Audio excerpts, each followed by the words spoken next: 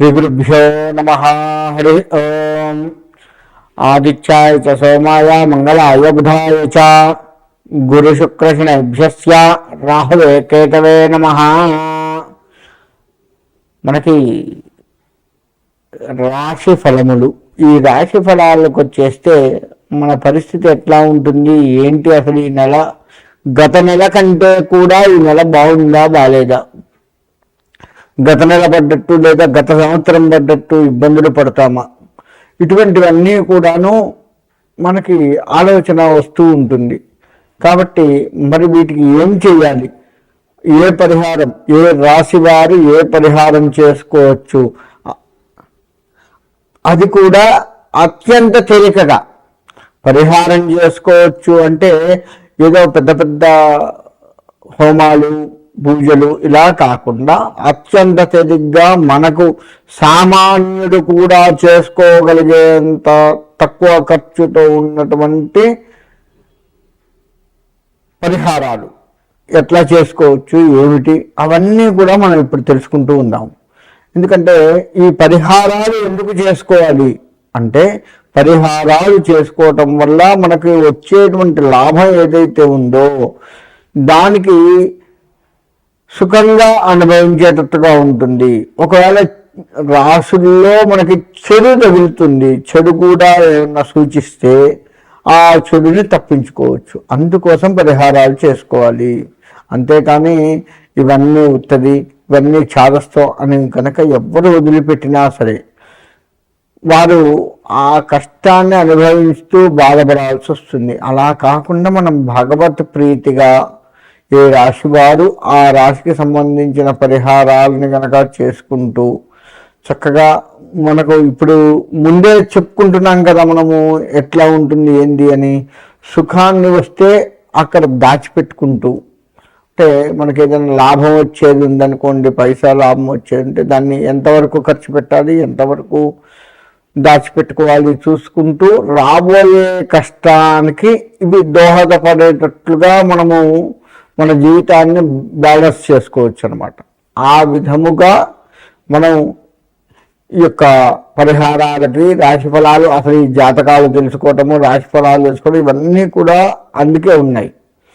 రాబోయే కష్టాన్ని కొంత ముందుగా తెలుసుకొని దానికి సంబంధించి జాగ్రత్త పడటం కోసమే ఈ రాశి ఫలాలు ఇవి ఉన్నాయి. ఇది ఇందులో అందరివి ఉంటాయి. అంటే ఉద్యోగస్తులు ఉంటుంది, వ్యవసాయం ఉంటుంది, చదువుకునే వాళ్ళకు ఉంటుంది. ఇలా అన్ని రంగాల వాళ్ళు కూడాను ఎలా జీవించాలి. చదువుకునే వాళ్ళకు నష్టం ఏంటండి అంటే గుర్తుండకపోవడం చదివింది. అంతేకాకుండా వాళ్ళు పరీక్ష సమయానికి వచ్చేసరికి భయపడటం చేయటం ఇట్లా చేస్తూ ఉంటారు. వ్యవసాయం అనగానే అక్కడ ఎంత లాభం వస్తుంది, ఇప్పుడు పురుగులు అవి అన్న పట్టి చేసి ఉంటాయా, కోత మంచిగా కాపు వస్తుందా లేదా, ఇలా అన్ని మేషరాశి. ఈ మేషరాశి వారికి 11వ ఇంట గ్రహచారం బాగుంది కాబట్టి, గ్రహాలన్నీ కూడాను కొంత అనుకూలంగా ఉన్నాయి కాబట్టి ఈ మేషరాశి వారు మొత్తం కూడాను ఆరోగ్యంగా ఉంటారు. అంతేకాకుండా మన పై అధికారులు ఎవరైతే ఉన్నారో వారి యొక్క మన్ననలు పొందుతూ ఉంటారు. కొత్త వారి పరిచయాలు ఏర్పడుతూ ఉంటాయి. ప్రతి వారితో కూడా సఖ్యంగా ఉంటూ ఉంటారు. ఇక ఈ మేషరాశి వారిలో వ్యవసాయ రంగానికి వస్తే వ్యవసాయం కూడాను వీరికి అనుకూలంగా ఉంటుంది.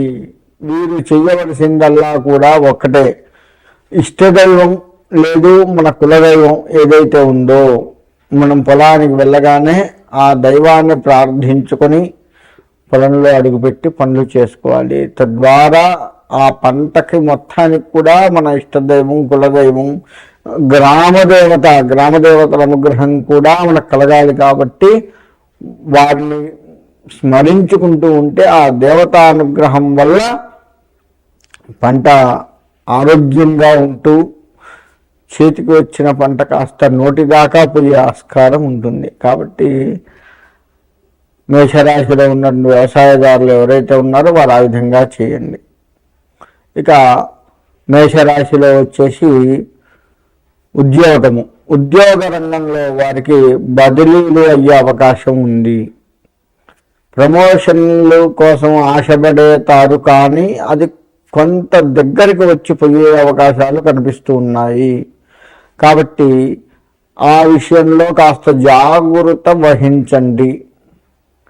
ఒకటి. రెండవది, మనకి ఉద్యోగంలో తొందరపాటు పడకండి. ఉద్యోగ విషయాల్లో తొందరగా చేసుకొని వెళ్ళిపోవాలి అన్నట్టు కాకుండా కాస్త నిదానమే ప్రధానము అన్న రీతిలో కనుక వెళ్తూ ఉంటే బాగుంటుంది. వ్యాపారస్తులకు కూడాను ఈ మార్చి నెల మొత్తం కూడాను బాగుంటుంది. వీరు అనుకున్న పనులు అనుకున్నట్లుగా చేస్తూ ఉంటారు. వీరి దగ్గర ఉన్నది ఏంటయ్యా అంటే అధిక లాభాలు ఆర్జించడం అనే అత్యాశ కొంత కనపడుతూ ఉంది. దాన్ని కాస్త తగ్గించుకున్నట్లయితే మంచి లాభాలని చవిచూస్తారు. కాబట్టి ఆ విధంగా వ్యాపారస్తులు మసులుకోండి. ఇకపోతే విద్యారంగం, చదువుకునేటువంటి పిల్లలు ఎవరైతే ఉన్నారో స్టూడెంట్స్, ఈ విద్యార్థులు కూడాను కష్టపడి చదువుతూ ఉండాలి.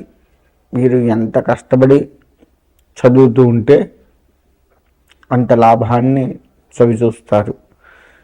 ఈ కష్టపడటం అనేది మీకు స్వతహాగా వస్తే ఇంకా మంచిది.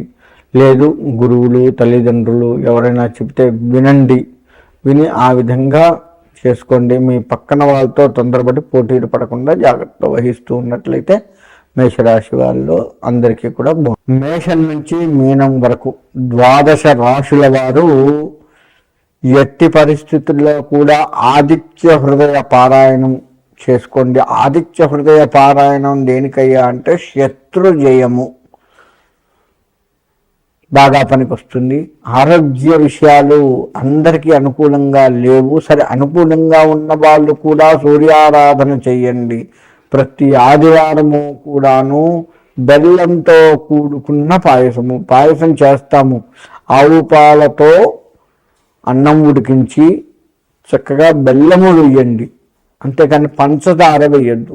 బెల్లము వేసి సూర్యుడికి ప్రత్యక్ష నారాయణుడు మనకు కనపడుతూ ఉంటాడు. సూర్యభగవానుడు ప్రత్యక్షంగా సూర్యుడికి నివేదన పెట్టి దాన్ని మనం స్వీకరించినట్లయితే బెల్లం పాయసం అలా 4 వారాలు 5 వారాలు ఎన్ని వస్తే అన్ని వారాలు ప్రతి ఆదివారము కూడా తలస్నానం చేసి సూర్యుడికి నమస్కారం చేసుకొని ఆ పాయసాన్ని నివేదించినట్లయితే 12 రాశుల వారికి కూడాను ఆరోగ్యం పట్ల కాస్త అనుకూలంగా ఉండే సూచనలు కనపడుతూ ఉన్నాయి. కాబట్టి నేను చెప్పిన ఈ పరిహారాలు పాటిస్తూ ఉండండి.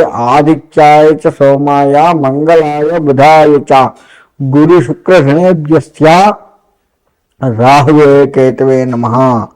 ఇది చదువుకుంటూ ప్రతిరోజు కూడాను ఆ నవగ్రహాలకి ప్రదక్షిణ నమస్కారాలు చేయండి. నవగ్రహాలకి చాలామందికి వచ్చేటువంటి సందేహం ఏంటంటే, చేసే పని కూడా ఏంటంటే నవగ్రహాలకి ఒక 3 చుట్ల ఏమో తిరిగి ఊరుకుంటారు. అలా కాకుండా 27 సార్లు నవగ్రహాలకు ప్రదక్షిణ చేయండి. ఒక్కొక్క గ్రహానికి 3 సార్ల చొప్పున 9 గ్రహాలు ఉన్నాయి. 9 × 3 లెక్క వేసుకోండి, 27 వస్తుంది. 27 ప్రదక్షిణాలు నవగ్రహాలకు చేయండి. అప్పుడే మీరు, ఎందుకంటే అట్లా ఎందుకు చెప్తున్నానంటే, మనం ఏ దేవత గుడికి వెళ్ళినా గుర్తుపెట్టుకోండి, 3, 5 ఇలా ప్రదక్షిణాలు చేస్తాం. 3 కానీ 5 కానీ 11 కానీ 21 కానీ 41 కానీ 108 కానీ ఇలా పెంచుకుంటూ పోతూ ఉంటాం. కానీ నవగ్రహాల దగ్గరకు వచ్చేసరికి ఓ 3 ప్రదక్షిణాలు చేసి ఊరుకుంటారు, లేదు 9 ప్రదక్షిణాలు చేసి ఊరుకుంటారు. అంటే వాళ్ళకేమో ఒక్కొక్కటే ప్రదక్షిణ చేస్తాము. కనీసంగా 3 చేయండి. ఒక్కొక్క గ్రహానికి 3 వచ్చేటట్లుగా చేయండి. అలా చేసుకున్నట్లయితే ఆ నవగ్రహ అనుగ్రహం కలుగుతూ ఉంటుంది. కాబట్టి ప్రతి వారు కూడా నేను చెప్పినటువంటి ఈ ఆదిత్యాయ చ సోమాయ మంగళాయ బుధాయ చ గురు శుక్రనేభ్యస్య రాహవే కేతవే నమః అనే మంత్రాన్ని చదువుకుంటూ నవగ్రహ ప్రదక్షిణ చేస్తూ మీరు ఏ దేవాలయానికి వెళ్ళారో ఆ దేవాలయ ప్రధాన దేవత, శివుడి గుడిలో నవగ్రహాలు ఉంటే శివుడికి మనస్ఫూర్తిగా నమస్కారం చేసుకోండి. అమ్మవారి గుళ్ళో ఉంటే అమ్మవారికి మనస్ఫూర్తిగా, ఆంజనేయ స్వామి అయితే ఆంజనేయ స్వామికి మనస్ఫూర్తిగా, ఇలా ప్రధాన దేవతకు నమస్కారం చేసుకున్న తర్వాత నవగ్రహాలకు నమస్కారం చేసుకొని ప్రదక్షిణాలు చేసుకొని మళ్ళీ ప్రధాన దేవతకు ప్రదక్షిణ నమస్కారాలు చేయండి. ఈ విధంగా చేస్తే చాలా బాగుంటుంది. కాబట్టి ఈ ద్వాదశ రాశులు కూడా మీకు అనుకూలత ఉండాలి అంటే మాత్రం ఈ విధంగా చేసుకోండి. మీకు నవగ్రహ అనుగ్రహం కలిగి సుఖంగా ఉంటారు. స్వస్తి.